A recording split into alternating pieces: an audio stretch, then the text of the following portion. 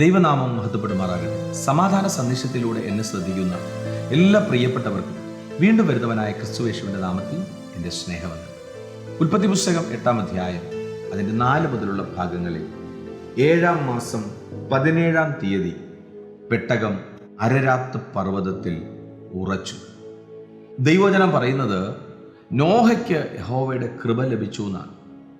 വഷളത്വം നിറഞ്ഞ ദൈവകോപം സൃഷ്ടിച്ച മനുഷ്യർ പാർക്കുന്ന ഒരു കാലഘട്ടത്തിൽ വചനം പറയുന്നു നോഹയ്ക്ക് മാത്രം കൃപ ലഭിച്ചു.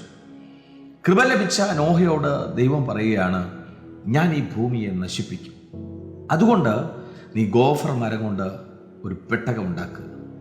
ദൈവം ഏൽപ്പിച്ച ദൗത്യം നോഹ വിശ്വസ്തയോടെ ചെയ്തു.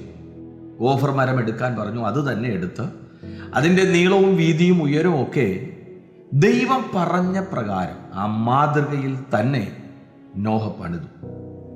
പെട്ടകം പണിത് തീർത്തപ്പോൾ ദൈവം നോഹയോട് പറഞ്ഞു, പെട്ടകത്തിനകത്തേക്ക് പ്രവേശിക്കുക. നോഹയും കുടുംബവും ദൈവം സൃഷ്ടിച്ച ജീവജാലങ്ങളിൽ ഈരണ്ടായിട്ട് പെട്ടകത്തിനകത്തേക്ക് പ്രവേശിച്ചു. പെട്ടകത്തിൻ്റെ വാതിൽ യഹോവ അടച്ചു. വചനം അങ്ങനെയാ പറയുന്നത്, ദൈവം അടച്ചു. എന്നെ കേൾക്കുന്ന പ്രിയരെ, ദൈവം ഒരു കാര്യം ചെയ്യാൻ പറഞ്ഞാൽ അത് തുറക്കുന്നതും അത് അടയ്ക്കുന്നതും ദൈവമായിരിക്കും. എന്നാൽ വാതിൽ അടച്ചതിന് ശേഷം ദൈവവചനം പറയുന്നുണ്ട്, പ്രളയം വന്നു, പെട്ടകം മാത്രം അവശേഷിക്കത്തക്ക നിലയിൽ ജലനിരപ്പ് ഉയർന്നു, പർവ്വതത്തിൻ്റെയും മുകളിൽ ജലനിരപ്പ് ഉയർന്നു, പെട്ടകം ഒഴുകി നടക്കാൻ തുടങ്ങി. വാസ്തവത്തിൽ പെട്ടകത്തിനകത്തിരിക്കുന്ന നോഹ ഒരു പ്രാവശ്യമെങ്കിലും ചിന്തിച്ചു കാണും, ഈ പെട്ടകത്തിൻ്റെ ഒഴുക്കും കാറ്റടിച്ചു എന്ന് പറയുന്നുണ്ട്. കാറ്റടിക്കുമ്പോൾ നമുക്കറിയാം, വെള്ളത്തിൽ കടന്ന് പെട്ടകത്തിൻ്റെ കറക്കവും ഒക്കെ കാണുമ്പോൾ ഒരു പ്രാവശ്യമെങ്കിലും ചിന്തിച്ചു കാണും, അടുത്ത സാഹചര്യം, അടുത്ത നിമിഷം എന്തായിരിക്കും.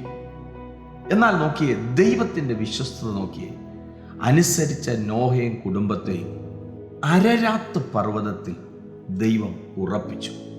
ഈ സന്ദേശം കേൾക്കുമ്പോൾ പ്രിയരെ, കൃപ ലഭിച്ച അനുസരണയുള്ള വചനത്തിനകത്ത് നിലനിൽക്കുന്ന വ്യക്തികളുടെ ജീവിതത്തിലും ചിലപ്പോൾ ചില ഒഴുക്കുകളും ചില കറക്കങ്ങളും ഒക്കെ ഉണ്ടായേക്കാം, ചില പ്രതിസന്ധികളൊക്കെ വന്നേക്കാം. പക്ഷെ അതൊന്നും തകർത്ത് കളയാനല്ല.